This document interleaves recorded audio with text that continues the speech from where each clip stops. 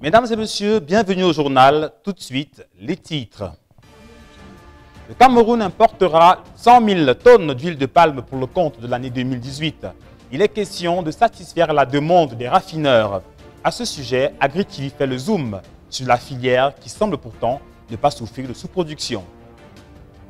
La provende est un élément essentiel en élevage. Au Cameroun, comment est-elle fabriquée et comment se porte le marché? Les réponses, c'est dans ce journal. Connaissez-vous tous les dérivés de la tubercule de manioc? AgriTV a posé la question à quelques Camerounais de la ville de Yaoundé. Leur réponse au long de ce journal. Mesdames et messieurs, c'est tout pour les titres. Tout de suite, les développements. Chers téléspectateurs, bienvenue au journal et merci de le regarder sur AgriTV. Le Cameroun importera 100 000 tonnes d'huile de palme pour le compte de l'année 2018. Il est question de répondre à la demande des raffineries. Pourtant, le secteur ne semble pas mal se porter. Comment donc comprendre une telle mesure gouvernementale? Dans le reportage qui va suivre, Joalifone est allé à la rencontre des acteurs de la filière qui donnent leur ressenti après cette annonce. Selon l'Association des raffineurs des oléagineux du Cameroun, le gouvernement autorise des importations d'huile de palme brute d'un volume global de 100 000 tonnes cette année, question d'approvisionner les industries de raffinage. Certains acteurs de la chaîne de production et de commercialisation locale de ce liquide rouge sont surpris et stupéfaits de cette décision gouvernementale. Ça, moi, je n'étais pas au courant. Et je ne sais pas pourquoi le Cameroun doit importer l'huile. À partir du moment où l'huile là même en question nous dépasse à vendre. Comme à cette période, si nous sommes en période d'abondance, il y a l'abondance dehors. Quand on dit que le Cameroun doit importer l'huile, et on fait comment avec tout ça, vous-même vous voyez, ça c'est l'arrivage d'un jour, c'est d'une demi-journée seulement. Ça nous dépasse à vendre. Ces importations, selon les opérateurs de la filière, visent à combler un déficit structurel. Ceci à cause de l'accélération des investissements par les raffineurs alors que la production locale stagne pour des raisons qu'évoquent les opérateurs de la filière à leur niveau. Actuellement, on est en train de voir trop de problèmes parce qu'il n'y a pas de production. Il n'y a pas de production. C'est dû à la saison morte. C'est la saison morte. Parce que par an, il y a deux saisons. Il y a une saison qui a beaucoup de noix. Maintenant, c'est la saison morte. Tu as un arrivage comme celui-ci. Là-dedans, l'huile n'est pas bonne. Tout ce que vous voyez le voisin faire là, vous regardez, quand vous voyez la couleur de cette huile ou son état, ce n'est pas la même chose. Celle-là n'est pas mangeable. Ça, c'est pour la savonnerie. Bon, admettons que maintenant, on prend la tine d'huile à 8 500. Quand il faut l'envoyer à la citerne, tu l'envoies à 7 000. Tu perds 1 500 francs par bidon. C'est trop de difficultés. Au regard de cette production insuffisante, les raffineurs pointent un doigt accusateur sur la société camerounaise de Palmeraie, leader de la production nationale, de manœuvrer au détriment de leurs intérêts. Des accusations de dissimulation des cargaisons à des fins de spéculation rejetées en bloc par la Socapalm, les qualifiant d'allégations non fondées par les responsables de la société au cours d'une réunion du comité de régulation de la filière huile de palme tenue le 6 mars 2018 à Yaoundé. Mais pour l'heure, la décision du gouvernement d'importer 100 000 tonnes d'huile de palme brute cette année 2018 signale l'urgence de booster les capacités de production nationale de cette denrée alimentaire très consommée dans les ménages et utilisée dans les industries cosmétiques. Nous restons dans le sujet relatif à l'importation de l'huile de palme, mais cette fois pour parler de la tendance des prix dans les marchés. Joalifone a fait un tour dans le secteur d'huile de palme du marché du Fundi. Il vous ramène ce reportage. Marché du Fundi à Yaoundé, nous sommes au lieu dit Carrefour Cavo, espace par excellence de vente d'huile de palme, point de commercialisation de ce liquide rouge en provenance de certaines zones de production. Beaucoup plus du pays Bassa, dans le département d'Union et Kélé surtout. Parce que nous évoluons avec les gens du département d'Union, plus précisément l'arrondissement de Macaque. Bon, maintenant, les gens du sud aussi se sont impliqués dans le commerce d'huile. Il y a une partie qui vient du sud. La production étant abondante en ce moment, dans les différents bassins d'extraction de ce produit, l'huile de palme coule à flot sur le marché. conservés dans les bidons de 20 litres, les tines, les bouteilles d'1,5 litre. Les prix sont par conséquent revus à la baisse. Mais l'huile rouge, comme on l'appelle trivialement ici, cherche toujours preneur. Ça, c'est l'arrivage d'un jour, c'est d'une demi-journée seulement. Ça nous dépasse à vendre. Il n'y a personne pour acheter. Toutefois, le rapport qualité-prix est mis en exergue pour des raisons précises. On nous a montré deux qualités d'huile là. Il y a celle qui est un peu rouge et l'autre qui est blanche. Donc ça varie selon la quantité et la qualité. Là, il y a l'huile rouge, on peut vendre à 700, 750. Le blanc comme ça pour les beignets. Le Tanguy, pas le litre, parce que le litre c'est 500. Le blanc comme ça, le Tanguy revient à 600. Donc pour finir, il n'y a même rien dans ça. Donc une tine, tu peux te donner 1000 francs, 1500. Donc, parce qu'il y a tellement d'abondance, on est obligé de faire avec comme ça. Oui, en fait, pour le moment, le Tanguy, un Tanguy 1,5 coûte 900 francs et le litre c'est 600 francs. C'est le prix du marché, c'est partout comme ça là. Bon, une chose c'est que ça va baisser, ça pourra continuer à baisser au cas où il pleut. Cependant, les productions d'huile de palme impropres à la consommation prennent un autre circuit en passant par les camions-citernes pour être acheminées dans des usines de transformation desquelles seront issus des produits dérivés tels que le savon de ménage et bien d'autres. La provende, cet aliment essentiel à l'alimentation dans l'élevage, est également très important pour les exploitants. Pour satisfaire la demande sans cesse croissante au Cameroun, les acteurs de la filière se spécialisent et je dirais même se professionnalisent. C'est le constat fait par Eringa ce matin. Voici son reportage. Nourrir du bétail, de la volaille ou encore du poisson d'élevage nécessite désormais un certain savoir-faire. Révolu le temps où l'on jetait simplement les animaux en pâture, la nature se chargeant du reste. La demande sans cesse croissante, l'industrialisation et la concurrence ont boosté la consommation d'aliments pour animaux. La provende, puisqu'il s'agit d'elle, s'invite dans les exploitations. Ingrédients, transformations et mises sur le marché vont ainsi obéir à un processus bien huilé. Les ingrédients qui rentrent dans la composition de la provende, il y en a beaucoup. Il y en a énormément. Ça dépend du type de provende, ça dépend du type d'animaux qu'on veut élever. Et maintenant, mais en termes de nutriments, souvent c'est plus ou moins les mêmes éléments nutritifs qu'il faut. Mais d'une espèce à l'autre, l'apport doit varier. De manière globale, je vais dire, pour la volaille par exemple, c'est principalement du maïs. Du maïs pour 50 à 60% de la provende, c'est du maïs, des céréales. Le tourteau de soja pour les protéines, la farine de poisson, les os calcinés pour le calcium, on va citer quoi, le tourteau d'arachide, le tourteau de coton, le tourteau de palmiste, l'huile de palme des fois, et des concentrés ou des prémix qui sont des additifs qu'on y rajoute pour améliorer les performances. Des difficultés subsistent tout de même. Difficultés, il y en a beaucoup. Les premières au niveau de l'approvisionnement, on va dire au niveau de l'approvisionnement en matières premières. Comme je disais tantôt, l'instabilité des prix est un problème, ce qui fait que le prix de la provende également subit des fluctuations. Et si on fait des efforts pour stabiliser le prix, c'est les marges qui, elles, fluctuent. Le maïs, par exemple, aujourd'hui, on ne produit pas le maïs à contre-saison, nous sommes en zone tropicale. On suit effectivement les zones pluvieuses pour avoir du maïs. Du coup, quand c'est pas la période, le maïs, le prix grimpe. Et le maïs qui fait, comme j'ai dit tantôt, plus de 50 à 60% de la provende. Vous vous retrouvez en train soit de chercher des subsides, soit le coût de votre provende est très élevé. Ça, c'est une difficulté. Malgré ces difficultés, le marché reste porteur, car en effet, la production au Cameroun reste en deçà de la production optimale. Moderniser l'élevage au Cameroun implique que la provende, l'aliment de base pour les animaux, puisse être disponible à tout moment.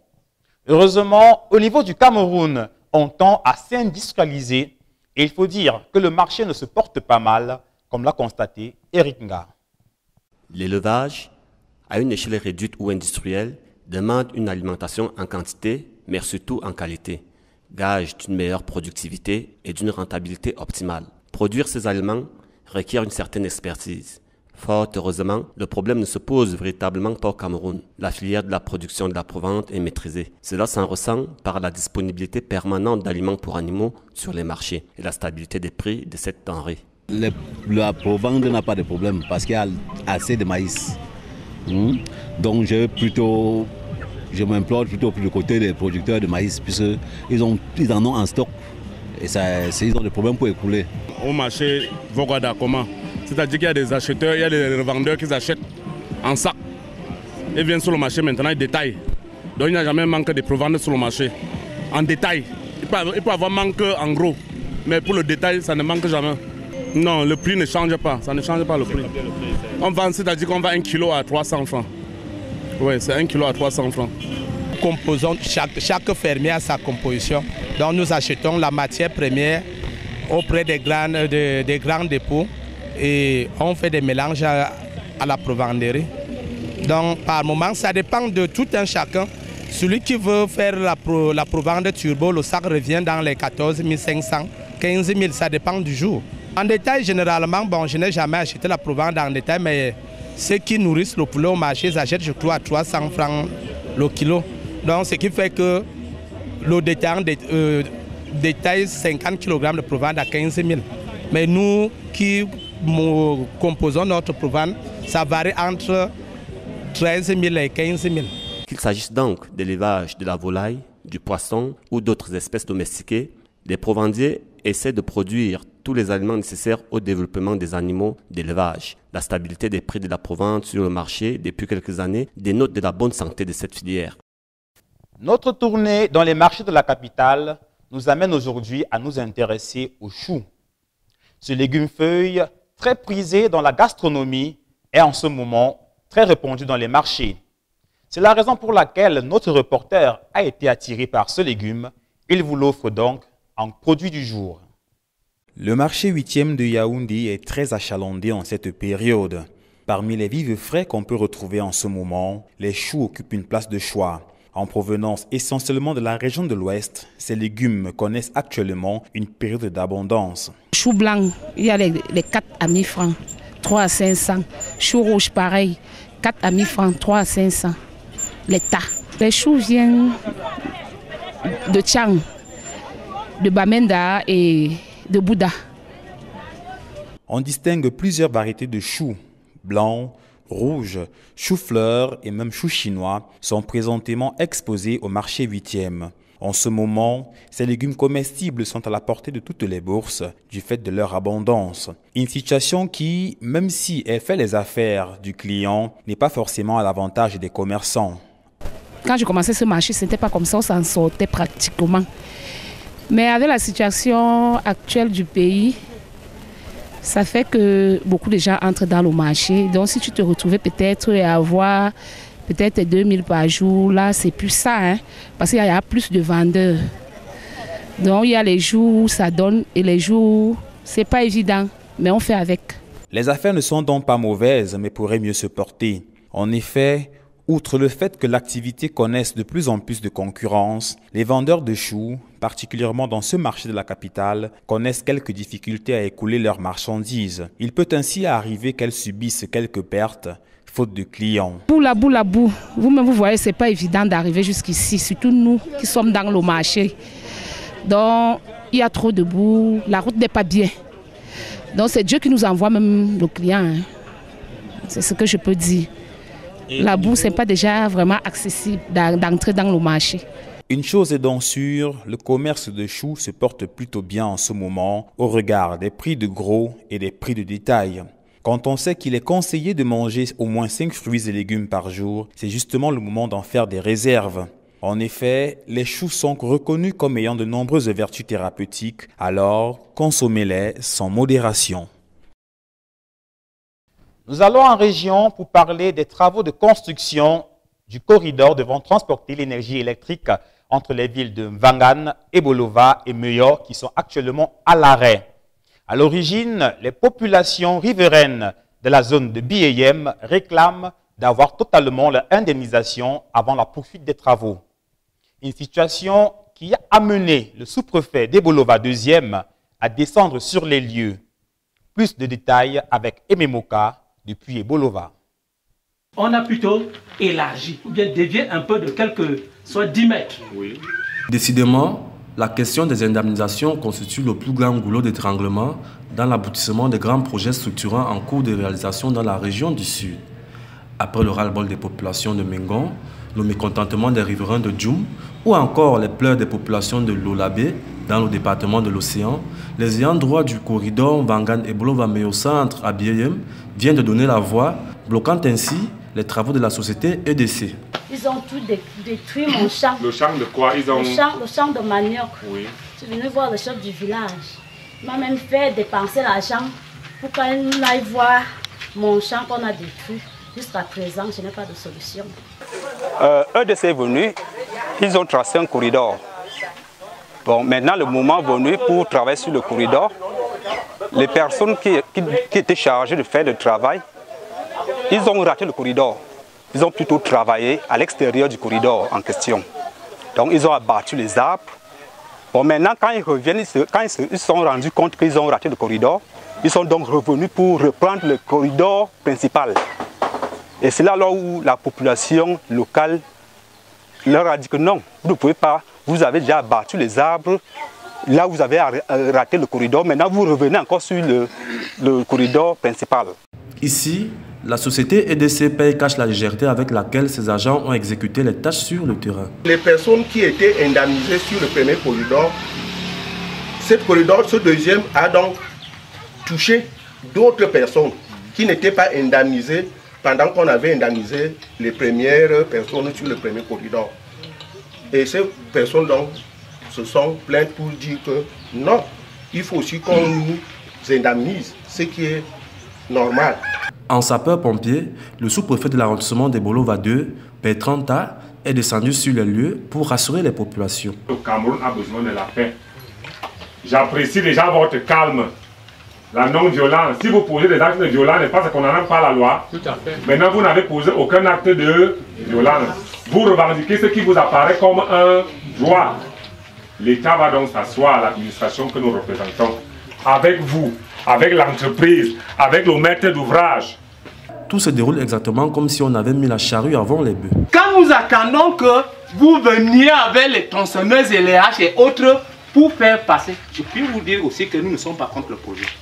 Une improvisation qui n'est pas de nature à accélérer l'aboutissement de ce chantier nécessaire à l'émergence du Cameroun.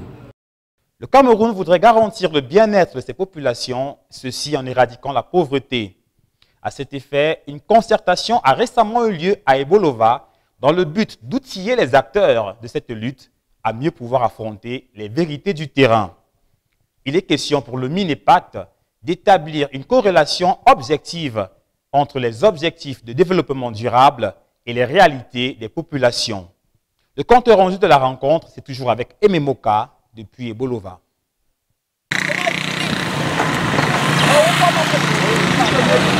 Le mieux-être des populations, une préoccupation majeure pour les pouvoirs publics. Au terme de la période 2000-2015, choisie pour couvrir les objectifs du millénaire pour le développement, avec un focus sur les pays les moins avancés, il en ressort que les efforts ont été observés au niveau de l'éducation, la faim et la santé. On a eu des avancées sur ces aspects-là, c'est-à-dire que sur le VIH, on est parti de 5,5 à autour de 3% au moment où on évaluait, ce qui fait partie globalement des cibles pour lesquelles le Cameroun peut être cité en exemple.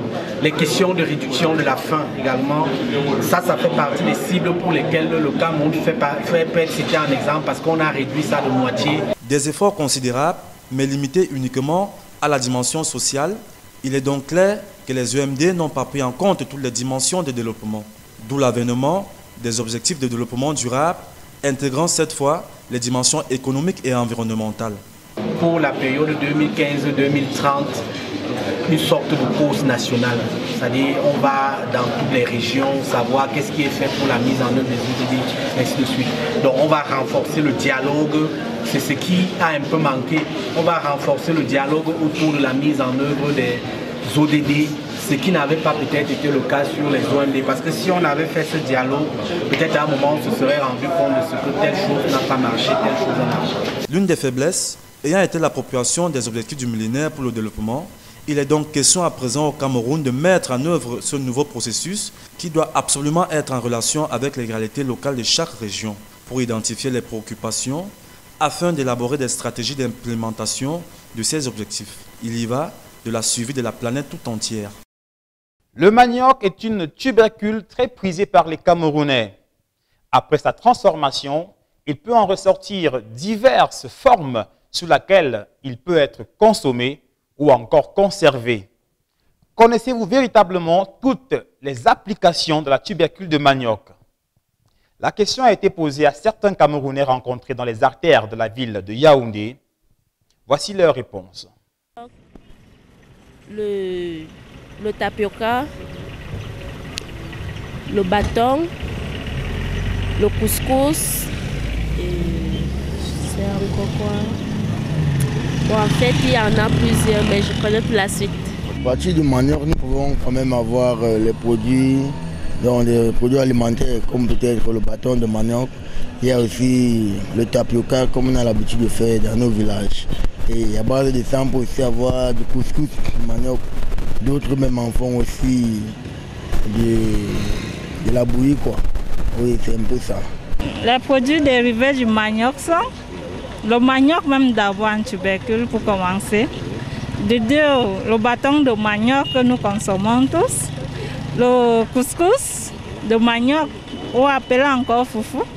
Et il y a aussi le tapioca qu'on aimerait, il y a le tapioca jaune ou blanc. Les beignets et les manioc, nous c'est aussi à manger aussi. Car le manioc, il y a aussi le tapioca aussi. Il y a aussi le tapioca. À base du manioc, on peut faire le tapioca, l'amidon aussi. À partir du manioc que je suis en train d'éplucher, on peut... Il y a des produits comme le bâton, le couscous de manioc.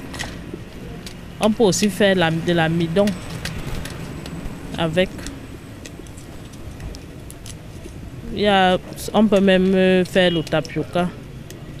Mesdames et messieurs, c'est tout pour ce journal réalisé avec l'aide de l'ensemble de la rédaction d'Agri TV.